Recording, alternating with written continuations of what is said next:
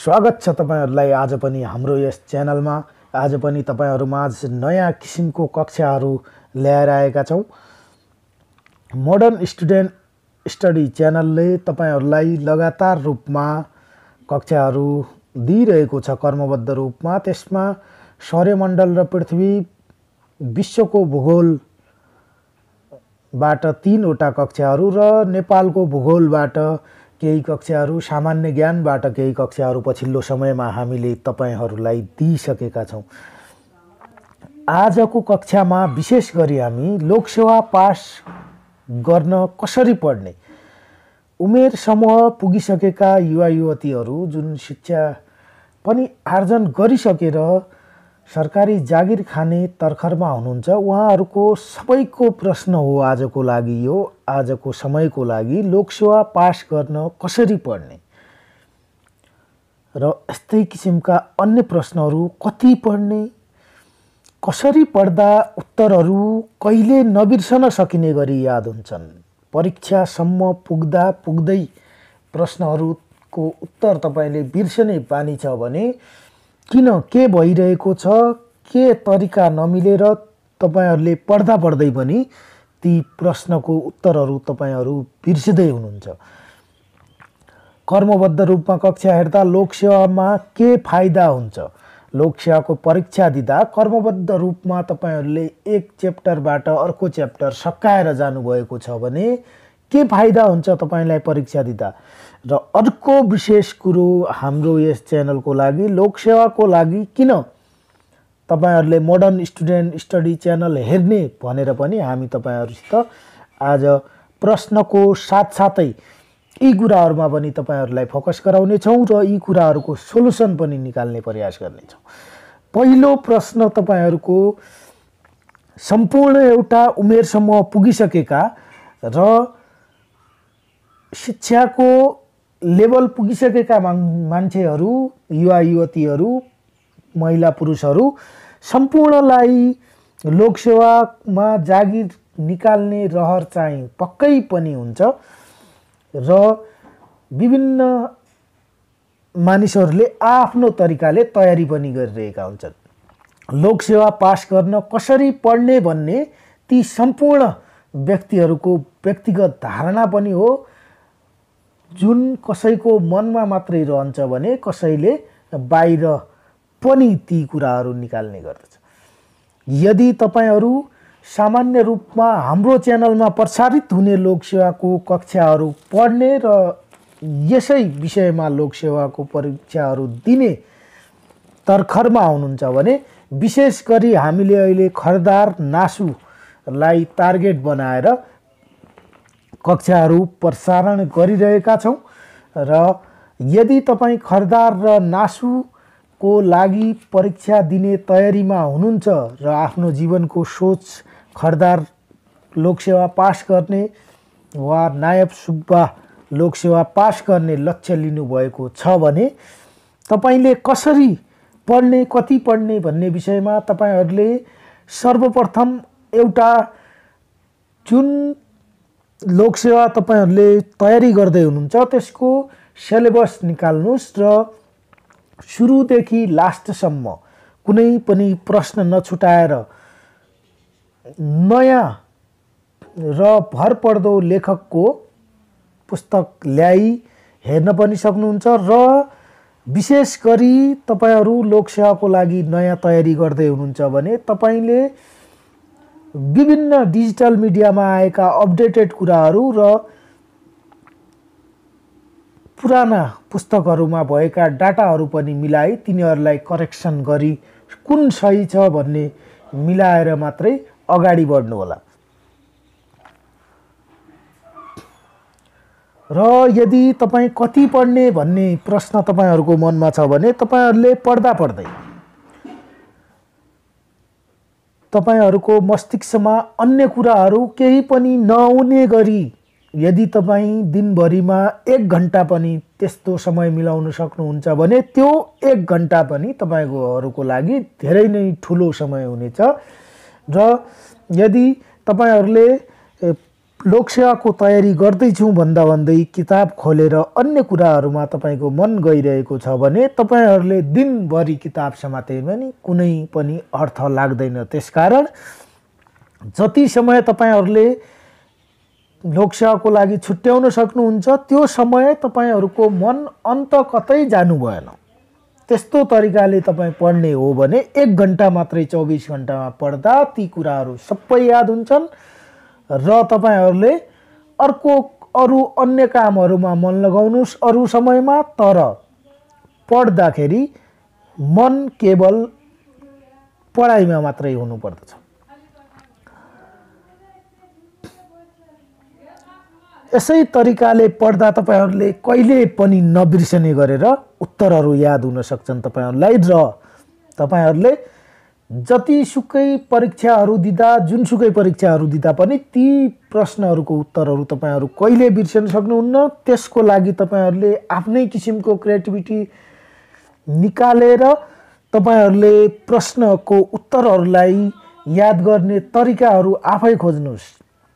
विभिन्न फर्मुलाहरू लगाएर मान्छेहरू याद गर्ने गर्दछन्। जस्तै कुनै कुराको 4वटा कुनै प्रश्नको 4वटा बुदाहरू उत्तर छ भने ती प्रश्नको उत्तरहरूको अगाडिको अक्षरहरू मिलाएर एउटा संयोग बनाउने वा कुन तरिकाले याद गर्ने भन्ने कुरा तपाईँहरूले आफै आफ्नो क्रिएटिभिटीबाट बनाउनु भयो भने तपाईहरुलाई याद गर्न सजिलो हुन्छ। कहिले पनि बिर्सिदैनन् ती उत्तरहरू।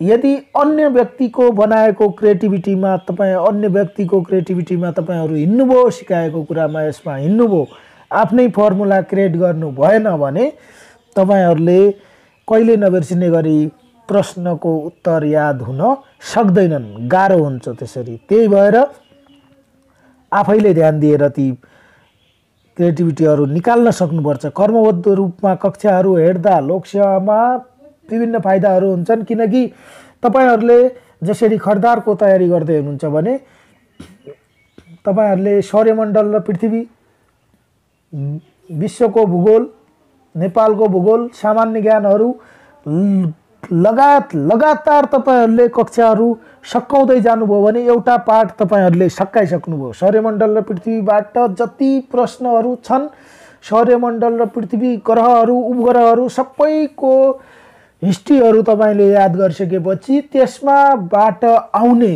सम्पूर्ण प्रश्नहरुको उत्तर तपाईहरुलाई सहजै आउँछ र त्यो पाटो मैले सकाइसके भनेर तपाईले सक्नुहुन्छ र त्यसपछि तपाईहरु विश्वको भूगोलमा आउनुहुन्छ। विश्वको भूगोलमा पनि सम्पूर्ण पाठहरु त्यसरी नै सकाएर तपाईहरु नेपालको भूगोलमा आउनुहुन्छ भने तपाईहरुलाई मैले कुन च्याप्टरबाट कति गरेको छु र कुन च्याप्टरमा कति पोख्त छु भन्ने आफैलाई थाहा हुन्छ र लोकसेवामा कुन च्याप्टरबाट कति प्रश्नहरुको उत्तर सोध्छ त्यसबाट तपाईहरुले मैले लोकसेवा कतिको सहज तरिकाले निकाल्न सक्छु भन्ने कुरा आफैमा थाहा हुने कुरो हो। र तपाईहरुलाई मोडर्न स्टुडेन्ट स्टडी च्यानलले पनि विगतको केही समयबाट कर्मबद्ध रूपमा कक्षाहरु प्रकाशन गरिरहेको छ। जसरी सौर्यमण्डल र पृथ्वी, विश्वको भूगोलको हामीले 3 वटा कक्षाहरु तपाईहरुमा राखिसकेका छौं। यसमा यदि केही छुटपुट तपाईहरुलाई नपुगेको जस्तो अनुभव हुन्छ भने तपाईहरुले हामीलाई कमेन्ट बक्स मार्फत कमेन्ट गर्न सक्नुहुन्छ। र यसैगरी नेपालको भूगोलबाट हामीले कक्षाहरु तपाईहरुमा राखिसकेका छौं। सामान्य ज्ञानबाट कक्षाहरु तपाईहरुमा राखिसकेका छौं र आज हामी फेरि एउटा नेपालकै सम्बन्धमा तपाईहरुले कुन विधामा पुरस्कार लिँदा विभिन्न मदन पुरस्कारहरु लगायत विभिन्न पुरस्कारहरु कहिलेबाट सुरु भएर कुन व्यक्तिले प्रथम रूपमा आर्जन गरे भन्ने कुरामा तपाईहरुसँग छलफल गरिरहेका छौं। कृपया ध्यान दिएर सुन्नुहोला र नबुझेको कुराहरु तपाई कमेन्ट बक्स मार्फत लेख्न सक्नुहुन्छ। पहिलो प्रश्न आजको लागि तपाईहरुलाई मदन पुरस्कारको स्थापना कहिले भएको हो? सामान्य प्रश्न देख्दा, तर उत्तर यदि तपाईहरुलाई थाहा भएन भने तपाईहरुलाई परीक्षामा गाह्रो हुन सक्छ, जसको कारणले तपाईहरुलाई असहजता पनि हुनसक्छ। उत्तरतर्फ जाउँ हामी। विक्रम सम्वत 2012 सालबाट मदन पुरस्कारको सुरुवात भएको हो। सर्वप्रथम मदन पुरस्कार पाउने विद्वान को हुन्? सर्वप्रथम मदन पुरस्कार पाउने विद्वान को हुन्? 2012 सालमा सुरु भएको मदन पुरस्कार 2012 सालमा सर्वप्रथम कसले पाएका थिए? सत्यमोहन जोशी,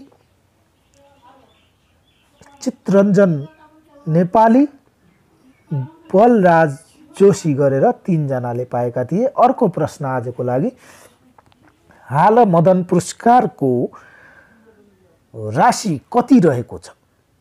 मदन पुरस्कार जुन 2012 सालमा सुरु भएको, सत्यमोहन जोशी, चितरञ्जन नेपाली र बलराम जोशीले सर्वप्रथम प्राप्त गरेको मदन पुरस्कारको हाल राशि कति रहेको छ? रु 4 लाख रहेको छ हाल आएर। विक्रम सम्वत 2071 सालदेखि रु 4 लाख भएको हो सो राशि। त्यहाँभन्दा पहिले त्यो राशि कम थियो। हालसम्म मदन पुरस्कार प्राप्त गर्ने महिला साहित्यकार को हुन्? हालसम्म मदन पुरस्कार प्राप्त गर्ने महिला साहित्यकार को हुन्? पाझरा भनेर यसलाई मैले तपाईहरुले आफ्नो क्रिएटिभिटी युज गर्नुहोला भन्ने कुरो निकालेको थिएँ। फर्मुलाहरू पाझर भनेर रा भनेर मैले आफैले याद गरेको थिएँ यी कुराहरू। पारिजात, झमक घिमिरे र राधा पौडेलले हालसम्म महिला साहित्यकारको रूपमा मदन पुरस्कार प्राप्त गर्ने महिलाहरूको सूचीमा पर्नु भएको छ। अर्को प्रश्न तपाईहरुमा, मदन पुरस्कार प्राप्त गर्ने पहिलो उपन्यास कुन हो? मदन पुरस्कार सम्बन्धी तपाईहरुमा प्रश्नहरू छन्। अहिले सम्पूर्ण प्रश्नहरू परीक्षामा आउँदैनन्, तर सम्पूर्ण प्रश्नहरू परीक्षाको लागि महत्त्वपूर्ण छन्, किनभने यिनै प्रश्नहरूबाट तपाईहरुलाई लोकसेवाको लागि प्रश्नहरू आउने गर्दछन्। लीलाध्वज थापाको मन भन्ने उपन्यासले मदन पुरस्कार प्राप्त गर्ने पहिलो उपन्यासको मुखको रेकर्ड राखेको थियो। जगदम्बा श्री पुरस्कार, विभिन्न पुरस्कारहरूको सम्बन्धमा तपाईहरुलाई आज म प्रश्न राख्न गइरहेको छु। जगदम्बा श्री पुरस्कारको स्थापना कहिले भएको हो? विक्रम सम्वत 2045 सालमा जगदम्बा श्री पुरस्कारको स्थापना भएको हो। विभिन्न प्रश्नहरू अन्तर्गत आज सर्वप्रथम जगदम्बा श्री पुरस्कार कसलाई प्रदान गरिएको थियो? सर्वप्रथम जगदम्बा श्री पुरस्कार कसलाई प्राप्त गरिएको थियो? यसको उत्तरतर्फ जाउँ। नारायण गोपाल गुरुवाचार्यलाई सर्वप्रथम जगदम्बा श्री पुरस्कार प्राप्त गरिएको थियो। अर्को प्रश्न, 8औं प्रश्न तपाईहरुको स्क्रिनमा आइसकेको छ। जगदम्बा श्री पुरस्कारबाट नै छ। हाल जगदम्बा श्री पुरस्कारको राशि कति रहेको छ? रु 4 लाख रहेको छ, जुन विक्रम सम्वत 2074 सालमा संशोधन गरी 4 लाख बनाइएको हो। साझा पुरस्कारको स्थापना कहिले भएको हो? आजको लागि 9औं प्रश्न तपाईहरुमा, साझा पुरस्कारको स्थापना कहिले भएको हो? विक्रम सम्वत 2026 सालमा साझा पुरस्कारको स्थापना भएको हो।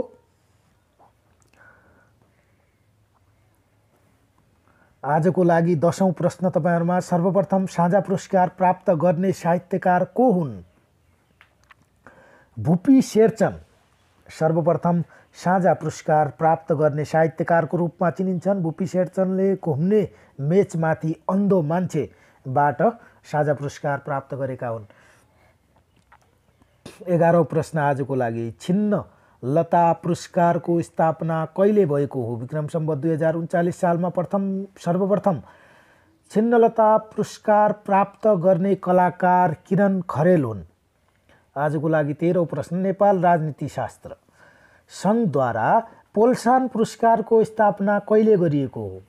नेपाल राजनीति शास्त्र संघद्वारा पोल्सान पुरस्कारको स्थापना सन् 1993 मा गरिएको हो। सर्वप्रथम पोल्सान पुरस्कार प्रदान कसलाई गरिएको थियो? डेनमार्कका प्राध्यापक ओलेपोरलाई सर्वप्रथम पोलसान पुरस्कार प्राप्त गरिएको थियो। भूपालमान सिंह कार्की प्रज्ञा पुरस्कारको स्थापना कहिले गरिएको हो? विक्रम सम्वत 2052 कार्तिक 1 गते भूपालमान सिंह कार्की प्रज्ञा पुरस्कारको व्यवस्था गरिएको हो, स्थापना गरिएको हो। भूपालमान सिंह कार्की प्रज्ञा पुरस्कार पहिलोपटक कसलाई प्रदान गरिएको थियो? राष्ट्रकवि माधव प्रसाद घिमिरेलाई पहिलोपटक भूपालमान सिंह कार्की प्रज्ञा पुरस्कार प्रदान गरिएको थियो। सगरमाथा राष्ट्रिय पुरस्कारको स्थापना कहिले भएको? विक्रम सम्वत 2059 सालमा भएको हो। विभिन्न पुरस्कारहरू नेपालमा दिइने विभिन्न पुरस्कारहरू पदवीहरूको बारेमा आज तपाईहरुमाझ प्रश्नहरू ल्याएर आएका छौँ हामी।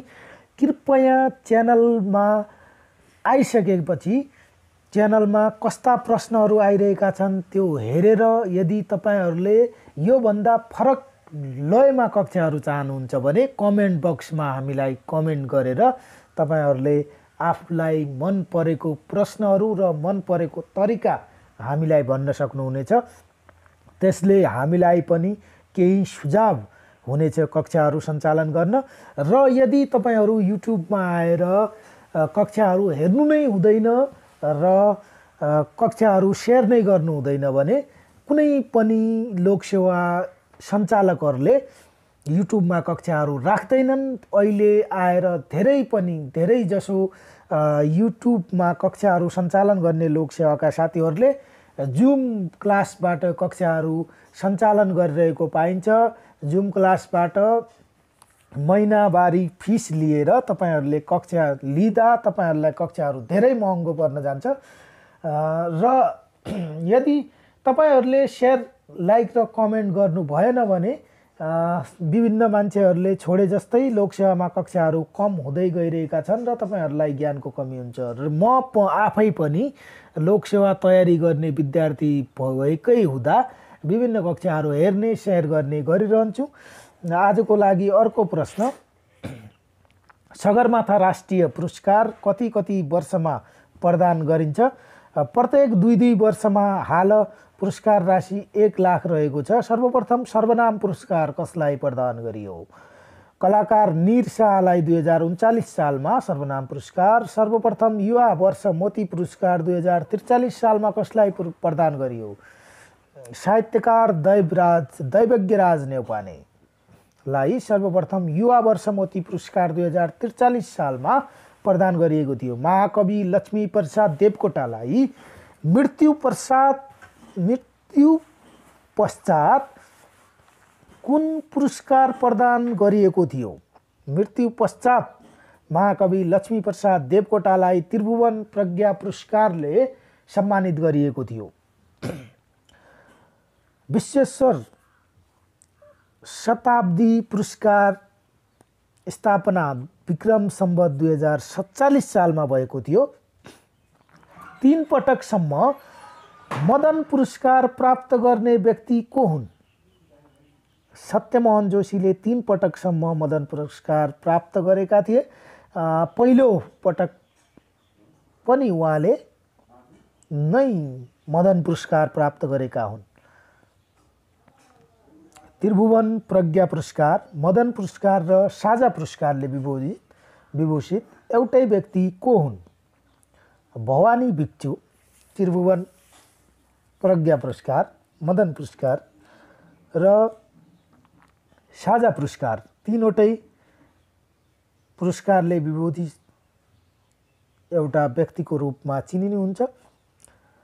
विगतमा नेपालको सबैभन्दा पुरानो विभूषण कुन थियो? विगतमा नेपालको सबैभन्दा पुरानो विभूषण कुन थियो? गोर्खा दक्षिण बाहु सबैभन्दा पुरानो विभूषित थियो। नेपाल सरकारद्वारा प्रदान गरिने विभूषण कति प्रकारका छन्? यी विभिन्न समयमा थप हुने पनि गर्दछन्, तर अहिलेलाई नेपाल सरकारबाट प्रदान गरिने मान पदवी 3वटा छन्। मान पदवी, अलङ्कार र पदक गरेर विभूषणहरू 3 प्रकारका छन् नेपाल सरकारबाट विभूषित गरिने, प्रदान गरिने। नेपाल सरकारद्वारा दिइने विभूषण कुन दिन प्रदान गरिन्छ? नेपाल सरकारको तोकेको कुनै राष्ट्रिय दिवसका दिन, जसरी गणतन्त्र दिवस, लोकतन्त्र दिवस गरेर अहिले विभिन्न दिनहरूमा नेपाल सरकारले पदवीको लागि तोकेको हुन्छ। नेपालका तर्फबाट दिइएको विभूषण फिर्ता गर्न चाहेमा त्यस्तो विभूषणको प्रतीक कहाँ फिर्ता गर्नु पर्दछ? नेपाल सरकारले कुनै विभूषण तपाईहरूलाई दिन चाहेमा र त्यस्तो विभूषणहरू तपाईहरूले फिर्ता गर्न चाहेमा विभूषणको प्रतीक कहाँ फिर्ता गर्नु पर्दछ? गृह मन्त्रालयमा फिर्ता गर्नु पर्दछ। नेपालको सबभन्दा अग्लो मूर्ति कुन हो? काल भैरवको मूर्ति, हनुमान ढोकामा रहेको मूर्ति नेपालको सबैभन्दा अग्लो मूर्ति भनेर विभिन्न पुस्तकहरूमा लेखिएको छ। यी मूर्तिहरू अन्य ठाउँमा पनि बन्ने क्रम जारी नै होला। विभिन्न कुराहरू अपडेट गरेर पढ्नु पर्दछ तपाईहरूले। अर्को प्रश्न, नेपालमा सबैभन्दा ठुलो काठको ढोका कहाँ छ? नेपालमा सबैभन्दा ठुलो काठको ढोका कहाँ छ? पाल्पामा सबैभन्दा ठुलो काठको ढोका रहेको छ नेपालमा। आजको लागि अर्को प्रश्न, सम्भवतः अन्तिम प्रश्न पनि तपाईहरुमाझ आज, नेपालको सबभन्दा ठुलो काठको मन्दिर कुनलाई मानिन्छ? नेपालको सबैभन्दा ठुलो काठको मन्दिर कुनलाई मानिन्छ? काष्ठमण्डपलाई नेपालको सबैभन्दा ठुलो काठको मन्दिर मानिन्छ। तपाईहरूले यदि यी कक्षाहरू हेर्दा हेर्दै स्क्रिनमा पाएका उत्तरहरूले तपाईहरूलाई प्रश्नहरूको उत्तर कण्ठ गर्न असहज भयो भने तपाईहरूले हामीलाई कमेन्ट बक्समा आफ्नो मेल एड्रेस राखेर तपाईहरूले हामीबाट रहेका यिनै पिडिएफहरू पनि तपाईहरूले लिन सक्नुहुन्छ। र यदि तपाईँ लोकसेवा तयारी गर्दै गरेको विद्यार्थी हो र यदि तपाईँ खरिदार र नासुको लागि लोकसेवा तयारी गर्दै हुनुहुन्छ भने कर्मबद्ध रूपमा सुरु गरेका हामीले सौर्यमण्डल र पृथ्वीको कक्षाबाट लगातार रूपमा विश्वको भूगोलको 3वटा कक्षाहरू हामीले तपाईहरुलाई अपलोड गरिसकेका छौं। नेपालको भूगोलको कक्षा अपलोड गरिसकेका छौं। सामान्य ज्ञानको खेल तर्फबाट हामीले कक्षाहरू अपलोड गरिसकेका छौं। खेलकुदबाट सोधिने प्रश्नहरू भनेर अब तपाईहरुमा विभिन्न पदकहरूको र विभूषणहरूको कक्षा आज ल्याएर आयौं। यस्तै गरेर हाम्रो कक्षाहरू निरन्तर प्रसारण गर्ने क्रम जारी छ। त्यसको लागि तपाईहरुले कक्षाहरू निरन्तर रूपमा हेरिसकेर र तपाईहरुले लोकसेवामा राम्रो गर्न सक्नुभयो भने हाम्रो त्यही नै खुसी हुनेछ। र यदि तपाईहरुलाई पीडीएफहरू आवश्यक परेमा र अन्य कुनै तरिकाबाट यी कक्षाहरूमा सुधार गर्नुपर्ने देखिएमा तपाईहरुले निर्धक्कसँग हामीलाई कमेन्ट बक्समा कमेन्ट गर्न सक्नुहुनेछ। हामी पनि तपाईहरु जस्तै सिकिरहेको र प्रयास गरिरहेकै मान्छे हो र तपाईहरुले एकअर्कामा हामीले सल्लाह सुझावको तरिकाले जाँदा कक्षाहरू पनि राम्रो सञ्चालन हुने र तपाई हामीलाई पढ्न पनि सहजता हुने देखिन्छ। अहिलेसम्म कक्षामा बसेर तपाईहरुले साथ दिनुभएकोमा धेरै धेरै धन्यवाद। तपाईहरुको सल्लाह सुझावको लागि कमेन्ट बक्समा सल्लाह सुझाव आउने नै छन् भन्ने आशा गरेको छु। हस्त, धन्यवाद।